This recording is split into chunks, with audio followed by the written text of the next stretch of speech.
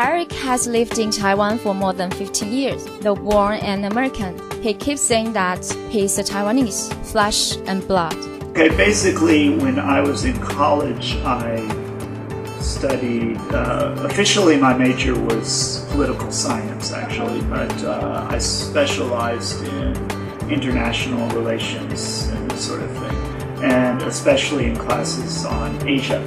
And so I decided, well, okay, I would pursue the Asian aspect of this, and so I should go to Asia and spend some time there, travel around, maybe learn one of the languages and so forth. So I ended up picking Taiwan, partly because I had originally decided I would learn Chinese, say, rather than learn Japanese.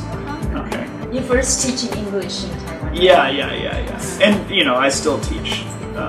And, you know, most of my income is still either from teaching or from editing or translating or that kind of thing. And he bears a special fondness for Taiwan's pop music. Our interview took us to his place, and his cabinets and floors are piled up with CDs, vinyl records, and books. When I listen to music, I don't just listen to it as background music. I want to know more about the background of the song or the, you know, band, or, you know, like when was the song released, and that sort of thing. So I prefer to have sort of the historical context. You know. But Taiwanese music, there's not much. Okay, basically, no one's done a giant encyclopedia of Taiwanese popular music or anything like that. There are tons of these things for Western music, but for Taiwanese music, there are very few books that cover certain areas. And so the only way to find that out was maybe to find the original record or something like that. And so at that time I started to actually collect things like original records. When it comes to his music collection, Eric talked and poured his heart out like a small child. From Luo Dayou, Huang Shujun, Kei Huang, Sylvia Chang, and Tracy Huang, Eric knows about their songs like the back of his hand. Well, as I mentioned early on, I listened to a lot of things like Huang Shujun or Luo Dayou. Now, Luo Dayou especially a little bit older, so I think originally it was Luo Dayou, Li Taishan, these two songwriters. I was trying to get some of their early compositions. You know, actually for example, Luo Dayou, actually his best music is the stuff he sang himself. But you know, he wrote fairly good songs and quite famous songs for other people. So and then after that, I started to, you know, other areas of music. Like I decided, okay, well, I want to have a sort of, you know, I want to get a sort of general overview of the popular music of Taiwan in different eras, and also not just Mandarin or even Holo, Yunnan, but also, say, Hakka or Aboriginal music, because I'd also listen to certain, you know, like Huda Fu, for example. I first heard maybe 12 years ago. I liked his singing. I was like, okay, I want more of this kind of thing. I also occasionally go to some of the music festivals. The reason I actually ended up coming for the first time 2 years ago was because my wife was working at the Taiwan Association for Human Rights, and they were invited to set up a booth by Freddie, who's the lead singer of Katonic, the death metal band, who's one of the organizers. And basically he wanted to give space at the festival to various organizations doing this sort of social work and such. An owner of several hundred vinyl records, Eric said at times he forgets what kind of collection he has and buys 2 copies of the same thing.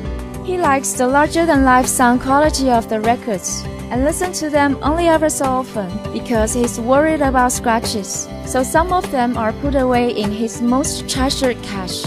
You know, now I have too many CDs to be able to listen to all of them regularly. Yeah. And, you know, actually I still quite often listen to some of my Western, you know, albums, rock albums, you know, whether recent or, I should say really recent Western stuff I have less because I've been in Taiwan too long and I don't hear as much of the interesting new bands.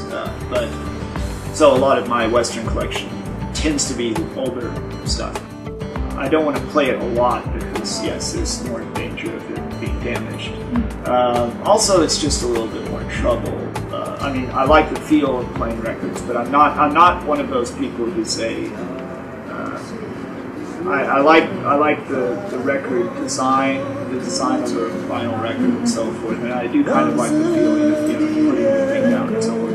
And because of his collections, he's been dubbed as Taiwan's vinyl record expert, kind of tongue-in-cheek, and became a local celeb.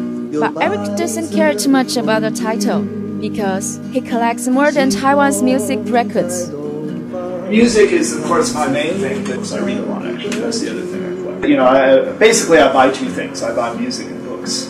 When I came to Taiwan, at first I didn't pay a lot of attention to local music, but after a couple of years I started to listen to more, and I was like, well, I should, a little bit more content in like the lyrics and so forth. So actually I used that to also study a bit of Chinese, We talked about interviewing Eric in English, and he answered in authentic Mandarin Chinese, half jokingly, "Are we speaking English then? But I speak better Chinese now." His Taiwanese wife, of course, gets the credit for his Chinese fluency. 那你这么会说中文，跟娶了台湾的老婆有关系吗？ I took one semester of Chinese, so basic Chinese, basically.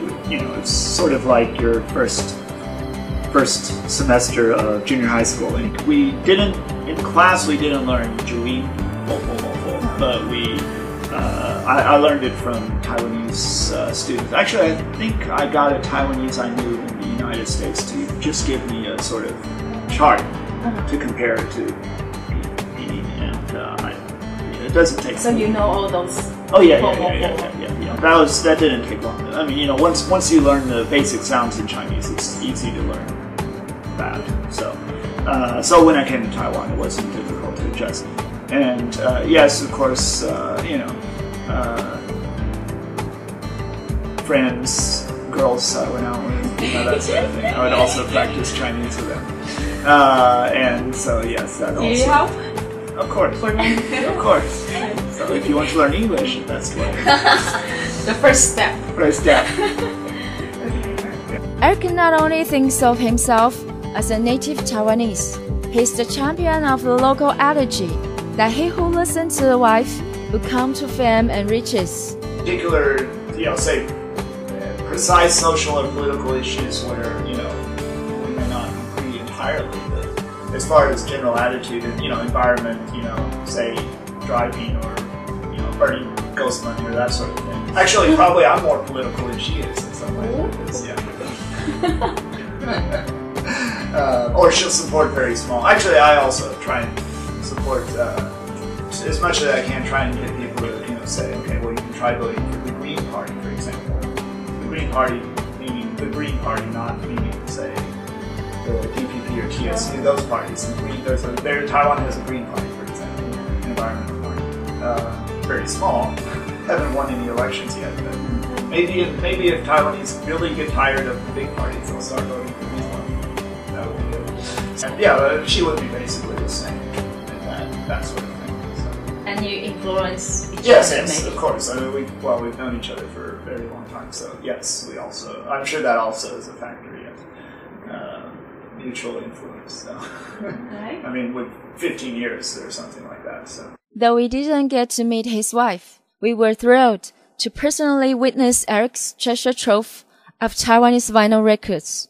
As we cheered and hooted, Eric decided to entertain us by playing a song he wrote. And the song was definitely worth the trip.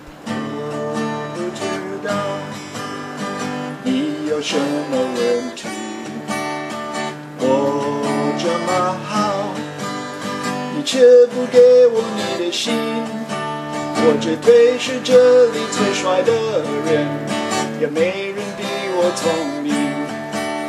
当我表示对你有兴趣，为何不想要你的心？每个周末跟朋友圈，把口袋里的钱全花光，别说这样不太划算，牵扯到爸的我也不管。